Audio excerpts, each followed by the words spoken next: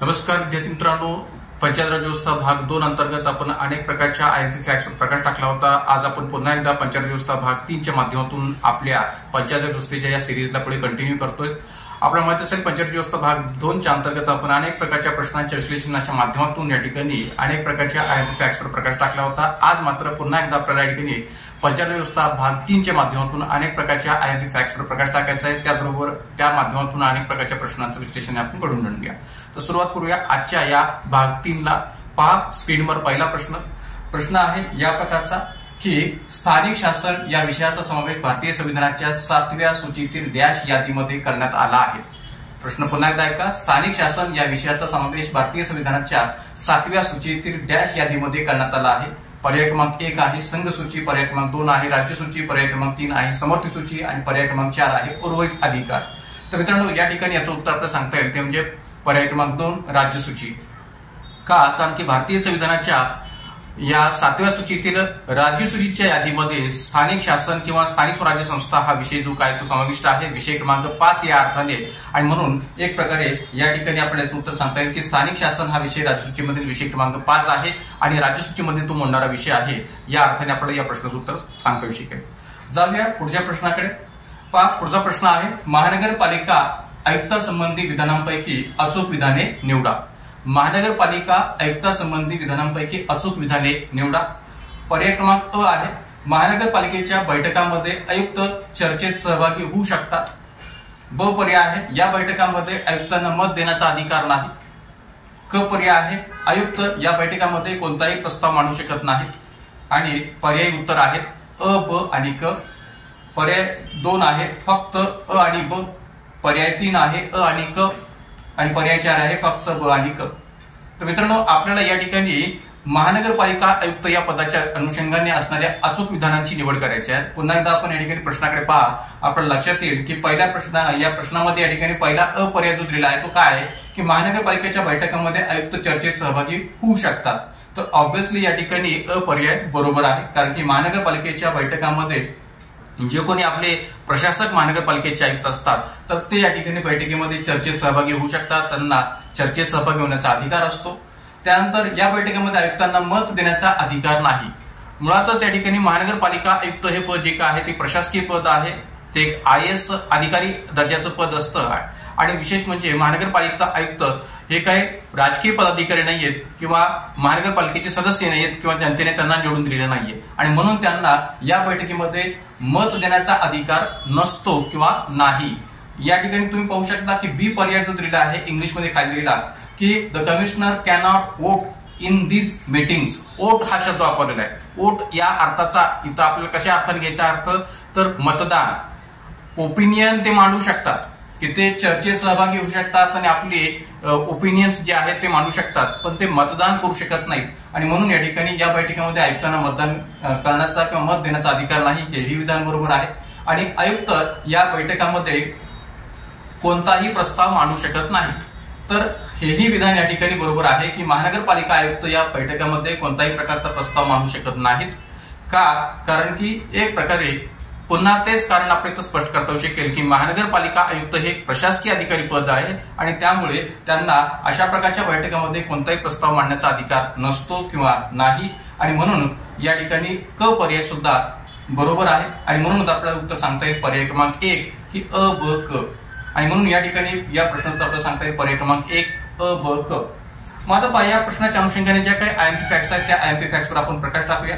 तर आपल्याला या प्रश्नाच्या अनुषंगाने हे लक्षात आलं पाहिजे की हा प्रश्न जो काय आहे तो महानगरपालिका आयुक्ताच्या अधिकार व कार्याविषयी विचारला गेलेला प्रश्न आहे। तर त्या अनुषंगाने याचं उत्तर जे आहे ते उत्तर पर्याय क्रमांक 1 आणि सर्वच विधाने अचूक आहेत। तर या ठिकाणी मनपा आयुक्ताचे अधिकार व कार्य आपण जर पाहिजे तर स्क्रीनवर आपल्याला दिसू शकेल की अनेक प्रकारचे अधिकार व कार्य मनपा आयुक्ताला या ठिकाणी पार पाडावे लागतात की ज्यामध्ये सर्वसाधारण व विशेष सभेमध्ये तो सहभागी होऊ शकतो। धोरण निश्चितीबाबत आवश्यक सल्ला देऊन त्याला मार्गदर्शन करण्याचा अधिकार आहे। मनपा कर्मचाऱ्यांच्या कार्याचे पर्यवेक्षण व नियंत्रण करण्याचा अधिकार त्याला आहे। कायद्यांची अंमलबजावणी करण्यासाठी उपनियम तयार करणं याबाबतचा त्याला अधिकार आहे। मनपातील वर्ग 3 आणि 4 कर्मचाऱ्यांच्या नियुक्त्या करण्याची त्याला अधिकार आहे। मनपाचे अंदाजपत्रक तयार करून ते मान्यतेसाठी स्थायी समितीला सादर करण्यासंबंधी सुद्धा त्याला अधिकार आहे। मनपाने संमत केलेल्या अंदाजपत्रकाची अंमलबजावणी करण्यासंबंधित त्याला अधिकार आहे की जो त्याचा आर्थिक विषयक अधिकार आहे. प्रत्येक वर्षी शहरातील पर्यावरण विषयक अहवाल 31 जुलैपूर्वी मनपा सादर करणे याही प्रकारचा त्याचा एक वेगळा अधिकार आहे की जो पर्यावरणीय दृष्टीने महत्वाचा आहे. आणि याच्यावर आयोगाने बऱ्याच वेळा प्रश्न विचारलेले आहेत, त्यामुळे आपली ही तारीख लक्षात ठेवणं गरजेचं आहे की प्रत्येक वर्षी शहरातील पर्यावरण विषयक अहवाल 31 जुलैपूर्वी मनपा सादर करणे, राज्य शासनाच्या आदेशांचे पालन करणे, राज्य शासन जे काही या ठिकाणी प्रशासकीय पातळीवर किंवा धोरणात्मक पातळीवर आदेश दिले त्या सर्व आदेशांची अंमलबजावणी करण्याचं काम त्याला करावं लागतं. आणि मनपाच्या प्रशासकीय कार्याचा अहवाल राज्य शासनास वेळोवेळी सादर करणे. तर अशा अनेक प्रकारच्या मनपा आयुक्तांच्या अधिकार व कार्यांचा संदर्भ आपल्याला इथं स्पष्ट करता येऊ शकेल. तर या अनुषंगाने या प्रश्नाचं उत्तर आपल्याला सांगता येईल पर्याय क्रमांक 1. जाऊया मित्रांनो पुढच्या प्रश्नाकडे. पुढचा प्रश्न आहे पहा, कटक मंडळ विषयक चुकीचे किंवा चुकीचे विधाने निवडा. पर्याय कटक क्षेत्रांचे स्थानिक सुशासन भारतीय संविधानाच्या समवर्ती सूचीमध्ये समाविष्ट आहे. कटक मंडळे ही लोकशाही स्वरूपाची यंत्रणा असून ती निर्देशित क्षेत्राच्या नागरी प्रशासनाशी संबंधित आहेत. लोकसंख्येनुसार कटक मंडळाचे 3 प्रकार आहेत. पर्याय उत्तरे अ, ब आणि क, फक्त अ आणि क, फक्त ब आणि क, फक्त अ. तर मित्रांनो एक लक्षात घ्या की आपल्याला या प्रश्नामध्ये चुकीचे विधान जे काय आहे ते शोधायचं आहे. तर पहिलं विधान पहा, कटक क्षेत्रांचे स्थानिक सुशासन भारतीय संविधानाच्या समवर्ती सूचीमध्ये समाविष्ट आहे. तर मित्रांनो हे विधान चुकीचं आहे. का तर कटक मंडळ किंवा कटक क्षेत्रांचं स्थानिक सुशासन हा जो काही विषय आहे तो भारतीय संविधानाच्या समवर्ती सूचीमध्ये नव्हे तर संघ सूचीमध्ये मोडणारा विषय आहे. भलेही कटक मंडळ किंवा छावणी मंडळ हा जो काही घटक आहे हा स्थानिक स्वराज्य संस्थांमध्ये मोडत असला किंवा महाराष्ट्रामध्ये कटक मंडळे ही स्थानिक स्वराज्य संस्थांचा पार्ट असला तरी सुद्धा स्थानिक स्वराज्य संस्थांच्या अनुषंगाने जर या कटक मंडळाचा विचार होत असला तरी सुद्धा या ठिकाणी छावणी मंडळ हा जो काही विषय आहे तो भारताच्या संविधानाच्या समवर्ती सूचीमध्ये नव्हे तर संघ सूचीमध्ये मोडणारा विषय आहे. आणि या संघ सूचीमध्ये विषय क्रमांक 3 हा छावणी मंडळाचा विषय आहे. तर त्यामुळे अ विधान जे काय आहे ते चुकीचं आहे. ब, कटक मंडळे ही लोकशाही स्वरूपाची यंत्रणा असून ती निर्देशित क्षेत्राच्या नागरी प्रशासनाशी संबंधित आहे. तर हे विधान पूर्णपणे बरोबर आहे, कारण की छावणी मंडळामध्ये सैनिक आणि नागरिक दोघांचेही प्रतिनिधी असतात आणि त्या कारणामुळे या ठिकाणी नागरिकांचे प्रतिनिधी जनतेद्वारा निवडले जात असतात. जनतेद्वारा नागरिकांचे प्रतिनिधी निवडले जात असल्या कारणामुळे कटक मंडळाच्या अंतर्गत लोकशाही स्वरूपाची जी काही निवड प्रक्रिया आहे ती पाहायला मिळते आणि म्हणून कटक मंडळे ही लोकशाही स्वरूपाची यंत्रणा आहे असं म्हणायला जागा होते आणि ती निर्देशित क्षेत्राच्या नागरी प्रशासनाशी संबंधित आहे असं या ठिकाणी म्हणता येऊ शकतं. कारण की कटक मंडळाच्या क्षेत्राच्या नागरी क्षेत्राशी संबंधित प्रशासन पाहणारी यंत्रणा आहे आणि ती जनतेद्वारा निवडून दिलेल्या नागरिकांच्या प्रतिनिधींच्या द्वारे काम करणारी यंत्रणा आहे आणि म्हणून या ठिकाणी ती लोकशाही स्वरूपाची यंत्रणा आहे असं म्हणायला जागा होते. राहिला प्रश्न या ठिकाणी क पर्यायाचा की लोकसंख्येनुसार कटक मंडळाचे 3 प्रकार आहेत. तर हे विधान चुकीचं आहे. का तर 2013 मधील बदलानुसार लोकसंख्येनुसार कटक मंडळाचे 4 प्रकार पडतात. 3 प्रकार अगोदर ते पडत होते, पण सध्याच्या पातळीवर विचार केला तर लोकसंख्येनुसार कटक मंडळाचे एकूण 4 प्रकार पडतात. एकंदरीत आपण जर विचार केला तर या ठिकाणी 2013 मधील बदलानुसार तर इथं आपलं विचारलं होतं की कोणते विधान चुकीचे आहे. तर अ आणि क हे विधान चुकीचे आहेत, मात्र ब हे विधान बरोबर आहे आणि म्हणून या ठिकाणी पर्याय क्रमांक 2 हे उत्तर आपल्याला सांगता येईल की अ आणि क. आता या अनुषंगाने असणाऱ्या ज्या काही आयएमपी फॅक्ट्स आहेत त्याच्यावर आपण अगदी थोडक्यात प्रकाश टाकूया. मी सांगितल्याप्रमाणे आपण स्क्रीनवर पहा की कटक क्षेत्रांचे परिसीमन अशा क्षेत्रातील स्थानिक शासन हा विषय संघ सूचीमधील विषय क्रमांक 3 आहे. म्हणजे थोडक्यात या ठिकाणी घटनेच्या पातळीवर संघ सूचीमध्ये मोडणारा विषय क्रमांक 3 आहे. छावणी मंडळाचे वर्गीकरण लोकसंख्येच्या आधारे 3 प्रकारात केले जात होते, मात्र 2013 मधील बदलानुसार सध्याचं वर्गीकरण 4 प्रकारात केलं जातं. आणि जसं मी मगाशी म्हटलं किंवा एक प्रकारे ही यंत्रणा लोकशाही यंत्रणा का आहे, का तर या ठिकाणी प्रथम श्रेणी छावणी मंडळात एकूण 15 सभासद असतात की ज्यामध्ये 8 अनिर्वाचित आणि 7 निर्वाचित सभासद असतात. तर छावणीचा प्रमुख अधिकारी हा छावणी मंडळाचा पदसिद्ध अध्यक्ष असतो आणि 7 निर्वाचित सभासद हे आपल्यातूनच एकाची उपाध्यक्षपदी निवड करतात. तर या कटक मंडळामध्ये नागरिकांचे प्रतिनिधी किंवा जनतेचे प्रतिनिधी म्हणून 7 निर्वाचित सभासदांचा विचार आपण करू शकतो आणि 7 निर्वाचित सभासदांपैकी एकाची उपाध्यक्षपदी निवड होत असते. आणि जे काही अनिर्वाचित सभासद आहेत की जे सैनिकी अधिकारी असतात किंवा त्या क्षेत्रातले असतात तर त्यामुळे त्यांना अनिर्वाचित सभासद म्हणतात. मग जे काही 7 निर्वाचित सभासद आहेत ते लोकशाही मार्गाने निवडणूक प्रक्रियेच्या माध्यमातून निवडले जात असल्यामुळे या ठिकाणी असं म्हणायला इथं जागा होते की कटक मंडळे ही लोकशाही स्वरूपाची यंत्रणा आहे. तर या अनुषंगाने या प्रश्नोत्तर आपल्याला सांगता येईल पर्याय क्रमांक 2 उत्तर पर्याय क्रमांक 2 आहे. पुढे जाण्याच्या आधी आपण एक छोटासा ब्रेक घेऊया आणि ब्रेकच्या माध्यमातून आपल्या Indian polity bye Vicky Shinde या ऍपद्वारे चालणाऱ्या ज्या काही विभिन्न बॅचेस आहेत त्या बॅचेस विषयी थोडक्यात माहिती घेऊया। विशेष म्हणजे आपल्या ऍपद्वारे दिवाळी निमित्त 7 नोव्हेंबर 2023 ते 17 नोव्हेंबर 2023 या कालावधीमध्ये स्पेशल ऑफर सध्या सुरू आहे। विशेषतः या ठिकाणी गट ब गट क मुख्य परीक्षेच्या अनुषंगाने 17 डिसेंबर 2023 ची जी काही गट क मुख्य परीक्षा आहे त्या अनुषंगाने आपल्या या गट ब गट क मुख्य परीक्षेच्या बॅचवर स्पेशल ऑफर सध्या सुरू आहे। तर या सगळ्याच विशेष ज्या काही ऑफर विषयीची माहिती आहे किंवा बॅचेसच्या ऑफर विषयी माहिती आहे ते आपण पुढे पाहू शकता।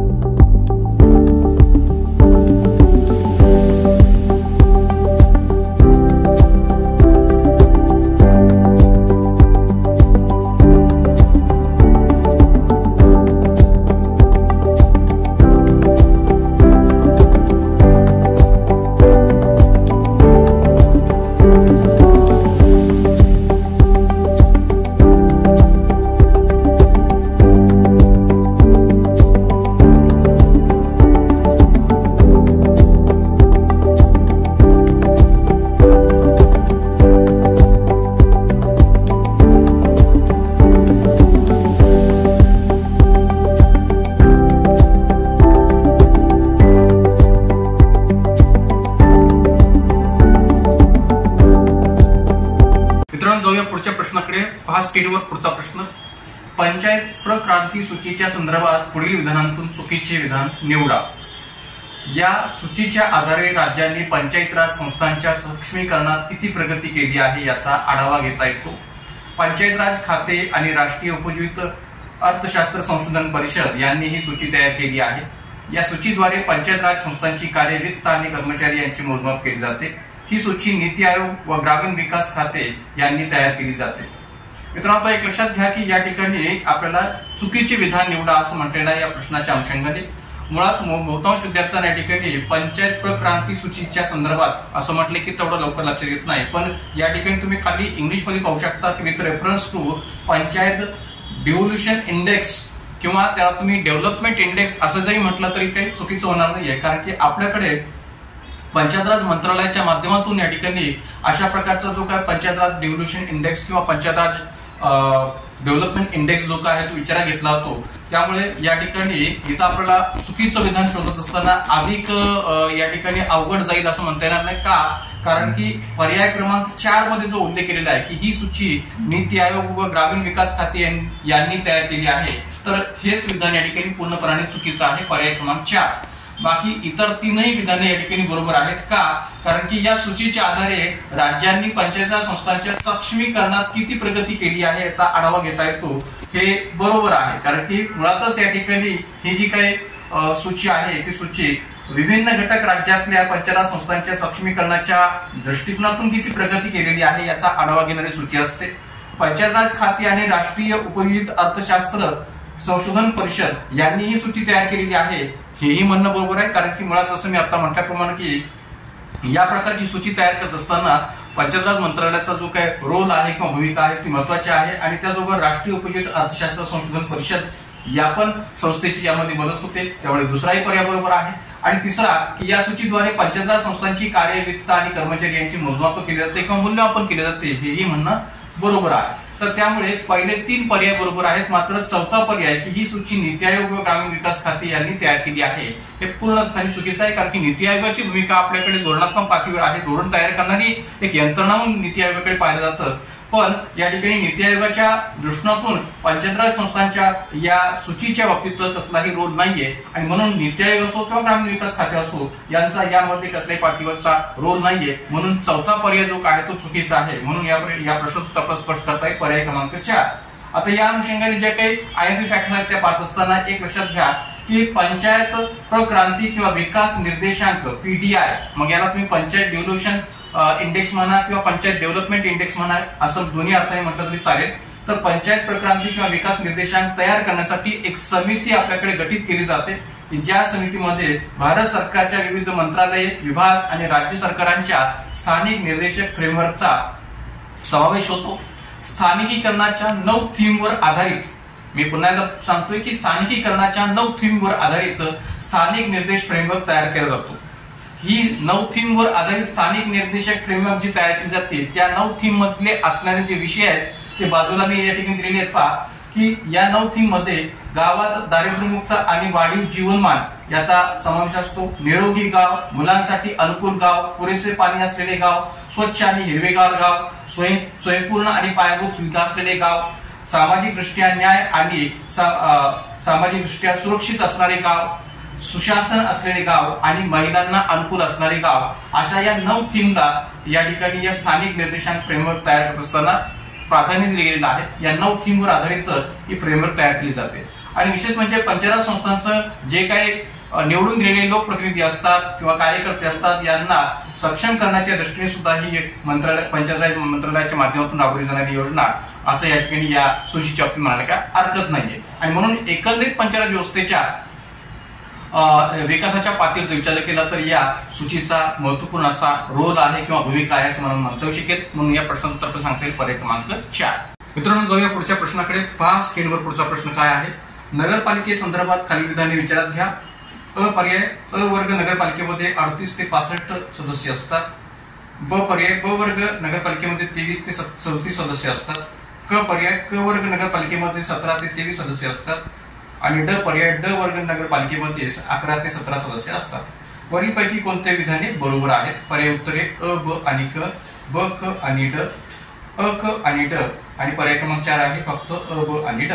तर मित्रांनो, लक्षात घ्या की हा प्रश्न जो आहे तो नगर परिषदेसंदर्भातला आहे आणि नगर परिषदेतल्या असणाऱ्या किमान आणि कमाल सभासद संख्येच्या अनुषंगाने असणारा हा प्रश्न आहे। तर त्यामुळे आपल्याला प्रथम प्रदर्शनी ही माहिती असलं पाहिजे की नगर परिषदेचे असणारं जे वर्गीकरण आहे ते एकंदरीत 4 प्रकार आहेत का 3 प्रकारात हे वर्गीकरण केलेलं आहे। तर मित्रांनो, लक्षात घ्या की नगर परिषदेचं असणारं हे जे काही सभासदांचं, विशेषतः निर्वाचित सभासदांच्या पातळीवर असणारं किमान आणि कमाल सदस्यांचं असणारं वर्गीकरण हे महाराष्ट्राच्या पातळीवर विचार केला तर 3 प्रकारात हे वर्गीकरण केले गेलेलं असल्यामुळे इथं आपल्याला 3 प्रकारांच्या दृष्टीने त्या वर्गीकरणाचा विचार करायचा आहे।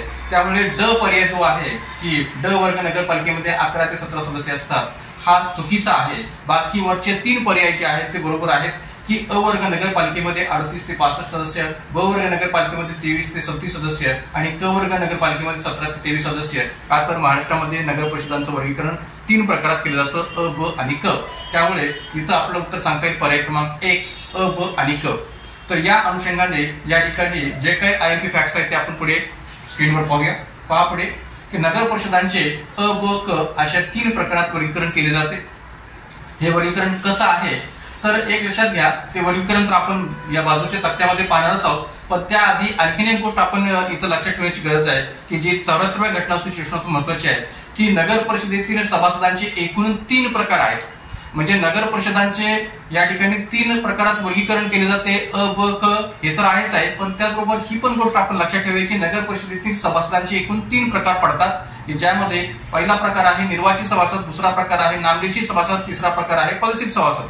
निर्वाचित सभासद की जे जनतेद्वारा निवडून दिले गेलेले असतात, नामनिर्देशित सभासद की जे निर्वाचित सभासदांकडून नॉमिनेटेड केले जातात किंवा नामनिर्देशित केले जातात, आणि पदसिद्ध सभासद की जे या ठिकाणी नगर परिषद क्षेत्रातील जे काही संसद आणि विधिमंडळ सदस्य आहेत त्यांना पदसिद्ध सभासद म्हणून त्या नगर परिषदेवर स्थान दिलेलं असतं। मित्रांनो, एक लक्षात घ्या की मागच्याही एका व्हिडिओमध्ये मी स्पष्ट केलेलं होतं की आपल्याकडे शहरी स्थानिक स्वराज्य संस्थांच्या पातळीवर महानगरपालिका वगळता या ठिकाणी नगर परिषद आणि नगर पंचायतीमध्ये पदसिद्ध सभासद हा प्रकार असतो। आणि म्हणून महानगरपालिका वगळता या ठिकाणी नगर परिषद आणि नगर पंचायतीमध्ये हे 3 प्रकार तुम्हाला सभासदांचे पाहायला मिळतील, एक म्हणजे निर्वाचित, दुसरं नामनिर्देशित आणि तिसरं पदसिद्ध सभासद। महानगरपालिकेमध्ये मात्र निर्वाचित आणि नामनिर्देशित हे 2 सभासद असतात। जाऊया आपण पुढच्या घटकाकडे। एक प्रकारे जे काही 3 प्रकारात या नगर परिषदांचं वर्गीकरण केलेलं आहे त्याची जी काही किमान आणि कमाल सभासद संख्या आहे त्याचा तक्त्यात मी उल्लेख केलेला आहे। पहा की निर्वाचित सभासद अ वर्ग नगर परिषदेत किमान 38 व कमाल 65 सभासद असतात। 1 लाखानंतर पुढील प्रत्येक 8000 लोकसंख्येसाठी एक नवीन सभासद निवडला जातो। जर का आपल्याला परीक्षेमध्ये याही अनुषंगाने प्रश्न विचारला तर आपल्याला हे माहिती असू द्यात की किमान 38 आणि कमाल 65 सभासद असतात, तर त्या पातळीवर 1 लाखानंतर पुढील प्रत्येक 8000 लोकसंख्येसाठी एक नवीन सभासद निवडला जातो। ब वर्ग नगर परिषदेत किमान 23 व कमाल 38 सभासद असतात आणि 40,000 नंतर पुढील 5000 लोकसंख्येसाठी एक नवीन सभासद निवडला जातो। म्हणजे ज्या पद्धतीने या ठिकाणी वरती आपण अ वर्ग नगर परिषदेमध्ये म्हटलेलं आहे की 8,000 लोकसंख्येसाठी एक नवीन सभासद निवडला जातो 1 लाखानंतर. तसं ब वर्ग नगर परिषदेमध्ये सुद्धा 40,000 नंतर पुढील 5,000 लोकसंख्येसाठी एक नवीन सभासद निवडला जातो. आणि क वर्ग नगर परिषदेत किमान 17 व कमाल 30 सभासद असतात. इथंही 25,000 नंतर पुढील प्रत्येक 3,000 लोकसंख्येसाठी एक नवीन सभासद निवडला जातो. तर ही जी काही विस्तृत माहिती या ठिकाणी या तक्त्यामध्ये मी देण्याचा प्रयत्न केलेला आहे ती याकरताच की जेणेकरून याही अनुषंगाने जर आपल्याला प्रश्न विचारला गेला तर याबाबतचे संबंध IMP फॅक्ट्स आपण लक्षात ठेवाव्यात. तर या ठिकाणी आपल्या प्रश्नोत्तर सांगते उत्तर पर्याय क्रमांक 1. तर मित्रांनो, आज या ठिकाणी आपण या वेगवेगळ्या प्रश्नांच्या माध्यमातून असणाऱ्या IMP फॅक्ट्सवर प्रकाश टाकलेला आहे आणि पंचायत व्यवस्थेशी संबंधित असणारा भाग 3 जो आहे तो या ठिकाणी आपण पाहिलेला आहे. तर अशाच प्रकारच्या अनेक IMP फॅक्ट्सवर आणि अनेक प्रकारच्या प्रश्नांचं विश्लेषण जे काय आहे ते पंचायत व्यवस्थेच्या अनुषंगाने पुढच्याही भागामध्ये आपण पाहणार आहोत. पंचायत व्यवस्था भाग 4च्या अंतर्गत आज इथं आपण थांबूयात. सर्वांना दिवाळीच्या अधिक हार्दिक शुभेच्छा. धन्यवाद.